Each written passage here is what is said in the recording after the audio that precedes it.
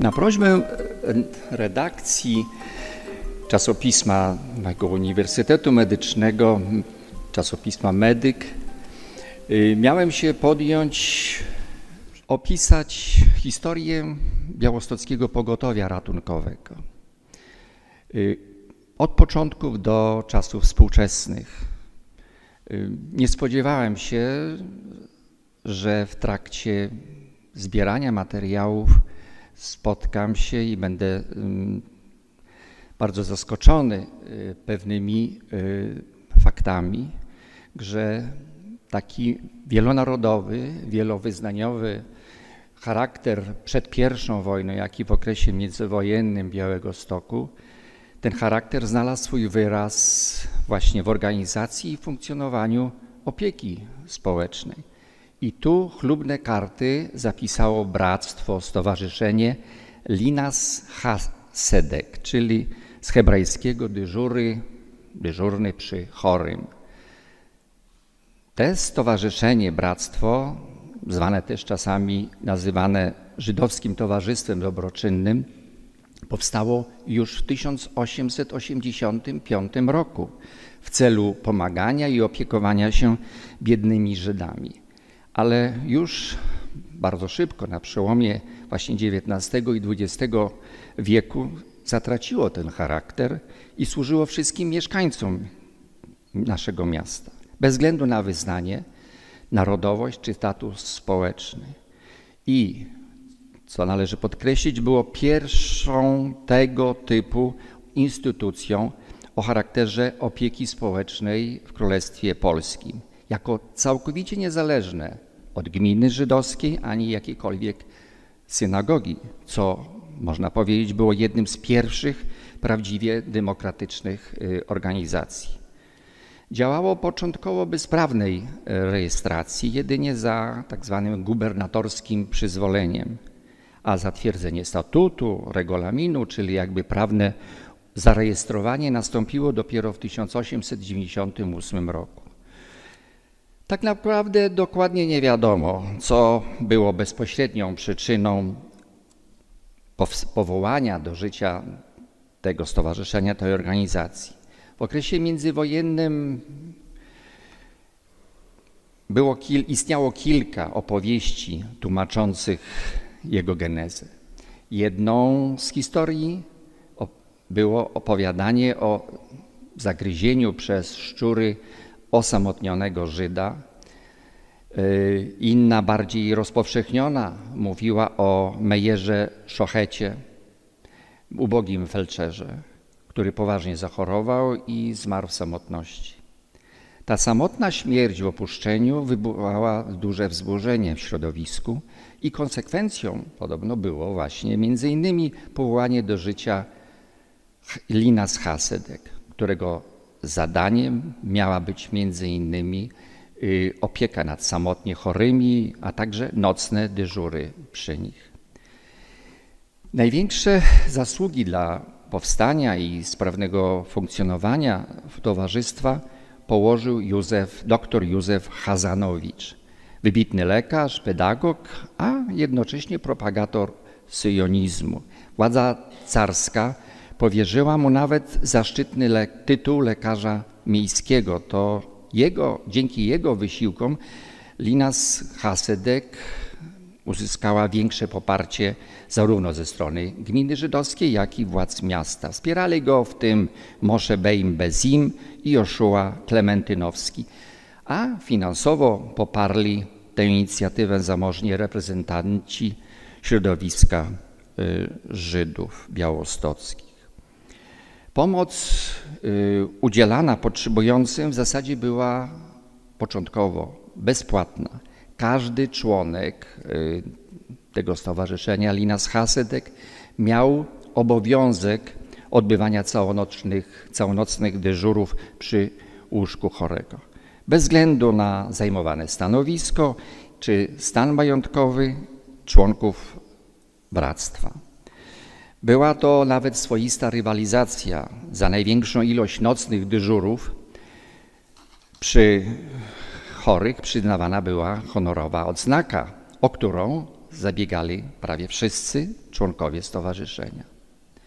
W 1902 roku od pozyskanych od Fischela Barasza pomieszczeniach przy ulicy Różańskiej 3, obecnie Białówny, urządzono bezpłatną wypożyczalnię sprzętu medycznego, ale już w roku 1904 uruchomiono przychodnię lekarską.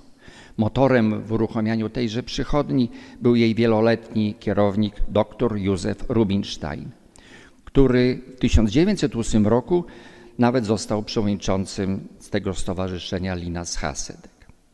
Lata 1910-1914 to najszybszy rozkwit tegoż stowarzyszenia dobroczynnego.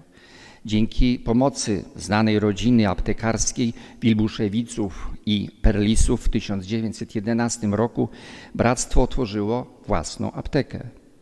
Cennym przedsięwzięciem było zorganizowanie w 1912 roku w piwnicy do przechowywania bardzo potrzebnego dla szpitali i nie tylko lodu, którym zapatrowano prawie wszystkie szpitale, jak też inne pomniejsze jednostki pomocy medycznej w Białymstoku.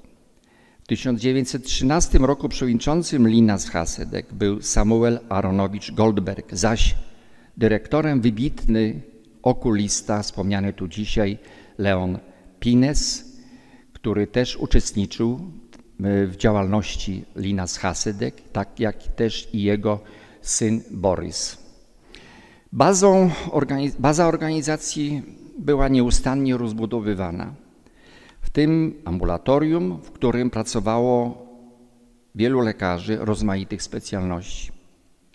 Tylko w 1929 roku odnotowano 2138 wizytoprzyjęć, jak można było określić, a rok później z pomocy ambulatorium skorzystało 11 126 osób. Przeprowadzono 250 operacji. Niektóre trudniejsze były przekazywane do Warszawy i tam z tej liczby 142 były wykonane, a te mniejsze w Białymstoku. Kierownikiem ambulatorium i przychodni był w owym czasie dr Szacki. Pracowało tu 11 lekarzy. Z bractwem Linas Hasedek współpracowały wszystkie medyczne instytucje miejskie, ale w tym również wspomniana dzisiaj tutaj prywatna klinika oczna, znana w całym kraju, nie tylko doktora Leona Pinesa i wielu także prywatnie praktykujących lekarzy. Od 1928 roku istniało nocne pogotowie lekarskie Towarzystwa Linas Hasedek, tak zwane szybkie pogotowie nocne, niosące pomoc właśnie w nagłych przypadkach. W istocie ono było nocne tylko w nazwie. Szybko okazało się, że i w ciągu dnia konieczna była profesjonalna pomoc ratownictwa medycznego. Magistrat Białegostoku zwrócił się zatem do Stowarzyszenia Linas Hasedek z prośbą o całodobowe zabezpieczenie opieki medycznej do czasu utworzenia dziennego pogotowia, co nastąpiło 1 stycznia 1936 roku. Uroczyste otwarcie pogotowia nocnego nastąpiło 26 lutego 1928, a w połowie 1928 bractwo dysponowało już 2 samochodami specjalnie przystosowanymi do akcji ratowniczych, a więc napisy informacyjne, 3 trąbki sygnalizacyjne, pomieszczenia dla przewożonych pacjentów, zapasowe koła, specjalne chorągiewki identyfikacyjne oraz emblematy organizacyjne. W 1929 roku odnotowano 1980 wyjazdów do chorych. Centrala tegoż nocnego pogotowia również znajdowała się przy ulicy Różańskiej 3. Głównym szefem całej sekcji samochodowej pogotowia był dr Chaim Lukaczewski. Lekarzami dyżurującymi na obydwa czasy był właśnie dr Chaim Lukaczewski, dr Bomasz, dr Mazo, przychodni zaś pracowali dr Andrzejewski, Gruszkiewicz, Kanel, Kenik, Landsberg, Pines, wspomniani tutaj dzisiaj, prawda, Samuel Kracowski, Aleksander Rajgrodzki, Tomasz Cytron. W działalności swojej mieli oni na uwadze tylko dobro mieszkańców naszego miasta. Białostoczanie darzyli pracowników pogotowia wielkim zaufaniem. W okresie międzywojennym słynne było powiedzenie być tak szybkim jak karetka Linas Hasedek. Była to chyba najlepsza rekomendacja dla ówczesnych medyków. Prasa białostocka z dużym uznaniem ceniła działalność pogotowia tak zwanego błyskawicznego, podkreślając głównie bezinteresowny charakter tej organizacji dla wszystkich bez różnicy wyznania narodowości. Bractwo Linas działało także w okresie II wojny światowej, podczas władzy radzieckiej, a później niemieckiej okupacji miasta. Członkowie bractwa pełnili służbę aż do tragicznego finału 16 sierpnia 1943 roku, kiedy to z wybuchem powstania w getcie likwidacji uległa cała dzielnica żydowska, a wraz z nią jej mieszkańcy. Tyle chciałbym powiedzieć o tejże organizacji, która rzeczywiście wniosła bardzo wielki wkład dla takiego miasta jak Białystok w ratowaniu istnień ludzkich, niezależnie od, jak powiedziałem, wyznania, narodowości i statusu społecznego. Dziękuję bardzo.